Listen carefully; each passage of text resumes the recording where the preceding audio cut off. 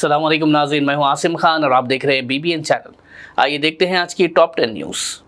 Israel के foreign minister गिडियॉन सार ने वाज़ेह तौर पर कहा है कि गाज़ा के लिए जो इंटरनेशनल पीस फोर्स बन रही है उसमें तुर्की के फौजियों का कोई किरदार नहीं होगा। उन्होंने कहा कि तुर्की का रवैया इजराइल के खिलाफ दुश्मनाना रहा है, इसलिए उसकी फ़ौज या मदद कबूल नहीं की जा सकती। सार ने कहा जो मुल्क अपनी फ़ौज गाज़ा भेजने के लिए तैयार है उन्हें कम से कम इजराइल के साथ इंसाफ पर मबनी रवैया इख्तियार करना चाहिए। अमेरिकी सदर डोनाल्ड ट्रंप को एक बार फिर नोबेल पीस प्राइज़ के लिए एशिया में नॉमिनेट किया गया है। जापान की वज़ीर आज़म सनाए तकाइची ने ट्रंप का नाम रेकमेंड करते हुए कहा कि उन्होंने एशिया और मिडिल ईस्ट में अमन बरकरार रखने के लिए अहम कोशिशें की है। इससे पहले कंबोडिया भी ट्रंप को नोबेल के लिए नॉमिनेट कर चुका है। तकाइची ने कहा कि ट्रंप के डिप्लोमेसी एफर्ट्स ने रीजनल स्टेबिलिटी को मजबूत बनाया है। लद्दाख के लेह और कारगिल इलाकों में 34 दिन के बाद सेक्शन 163 की पाबंदियां हटा दी गई हैं। ये रिस्ट्रिक्शंस 24 सितंबर को लगाई गई थी, जब कुछ इलाकों में तशद्दुद हुआ था जिसमें 4 लोग हलाक हुए थे। अथॉरिटीज़ ने कहा कि अब हालात पुरअमन है और लॉ एंड ऑर्डर बरकरार है। स्टेटहुड से रिलेटेड गुफ्तगू भी दोबारा शुरू की जा चुकी है। आरजेडी लीडर तेजस्वी यादव ने एनडीए से कहा है कि अगर हिम्मत है तो अपना चीफ मिनिस्टर फेस अनाउंस करें। उन्होंने कहा कि महागठबंधन ने अपना सीएम कैंडिडेट क्लियर कर दिया है और उनका तेजस्वी प्राण पत्र बिहार के लिए एक रोड मैप देता है। तेजस्वी ने एनडीए पर इल्ज़ाम लगाया कि उनके पास ना कोई विजन है ना एजेंडा, सिर्फ नेगेटिव पॉलिटिक्स चल रही है।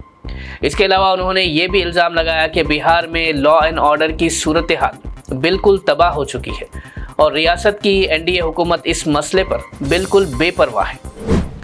इलेक्शन कमीशन ऑफ इंडिया ने स्पेशल इंटेंसिव रिवीजन प्लान का नेशन वाइड लॉन्च करते हुए कहा कि इसका मकसद वोटर लिस्ट को बिल्कुल साफ और एक्यूरेट बनाना है। ये रिवीजन तकरीबन 51 करोड़ वोटर्स को कवर करेगा। इसमें 12 रियासतों में घर घर सर्वे करके डुप्लीकेट, माइग्रेटेड और इनएलिजिबल वोटर्स के नाम हटाए जाएंगे, जबकि नए एलिजिबल वोटर्स के नाम जोड़े जाएंगे। ड्राफ्ट वोटर लिस्ट दिसंबर में निकलेगी और फाइनल रोल फरवरी 2026 तक पब्लिश होगा। ईसीआई के मुताबिक इस प्रोसेस से वोटिंग सिस्टम में ट्रांसपेरेंसी और क्रेडिबिलिटी बढ़ेगी।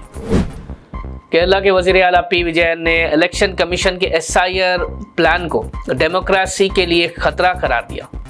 उनके मुताबिक ये प्लान 2002 से 2004 के पुराने वोटर लिस्ट पर मबनी है, जो कानून के खिलाफ है। विजयन ने कहा कि इससे लोगों के वोट देने का हक कमज़ोर होगा और इलेक्टोरल सिस्टम पर लोगों का एतबार भी उठ सकता है, और कहा कि एसआईआर प्रोसेस एनआरसी को घुमा फिरा कर नाफिज करने की कोशिश लगता है। उन्होंने ईसीआई के इस फैसले पर दोबारा गौर करने की मांग की। बे ऑफ बंगाल में बना साइक्लोन मोंथा अब आंध्र प्रदेश के साहिली इलाकों की तरफ बढ़ रहा है, जहां हवाओं की रफ्तार 100 किलोमीटर पर आवर तक पहुंचने का इम्कान है। मौसम डिपार्टमेंट ने 19 डिस्ट्रिक्ट्स में रेड अलर्ट जारी कर दिया है और लोगों को हाई अलर्ट पर रहने की सलाह दी गई है। ये तूफान शाम तक काकीनाडा के आसपास लैंडफॉल करेगा, जिससे भारी बारिश, तेज़ हवाएं और बिजली गिरने का खतरा है। कोस्टल विलेजेस में फिशिंग एक्टिविटीज रोक दी गई है और रेस्क्यू टीम्स स्टैंड बाय पर रखे गए हैं। अथॉरिटीज़ ने स्कूल्स बंद कर दिए हैं और लोगों से अपील की कि वो समुंदर और खुले इलाकों से दूर रहें। बीआरएस चीफ के चंद्रशेखर राव ने अपने भतीजे और सीनियर लीडर हरीश राव के वालिद टी सत्यनारायण राव के इंतकाल पर इजहार अफसोस करते हुए उनके घर जाकर खिराज अकीदत पेश की। केसीआर ने फूल चढ़ाकर दुआ की और हरीश राव के घर वालों से मुलाकात करके उन्हें तसल्ली दी। उन्होंने कहा कि सत्यनारायण राव एक मुअज़्ज़िज़ और अजीम इंसान थे, जिन्होंने अपनी ज़िंदगी में लोगों की खिदमत और सोशल कामों के ज़रिए गहरा असर छोड़ा। इस मौके पर केसीआर के साथ केटीआर और पार्टी के कई लीडर्स भी मौजूद थे। हैदराबाद में राउडी शीटर शेख रियाज के घर वालों ने तेलंगाना ह्यूमन राइट्स कमीशन में कंप्लेंट दर्ज कराई है, जिसमें उन्होंने पुलिस पर शेख रियाज को इल्लीगल कस्टडी में रखकर उस पर तशद्दुद करने का इल्ज़ाम लगाया। रियाज के घर वालों का कहना है कि पुलिस ने उसे बिना वारंट के उठाया और उसके साथ गैर इंसानी बर्ताव किया, जिसके बाद तेलंगाना ह्यूमन राइट्स कमीशन ने केस का नोट लेते हुए लोकल पुलिस से डिटेल रिपोर्ट तलब की है।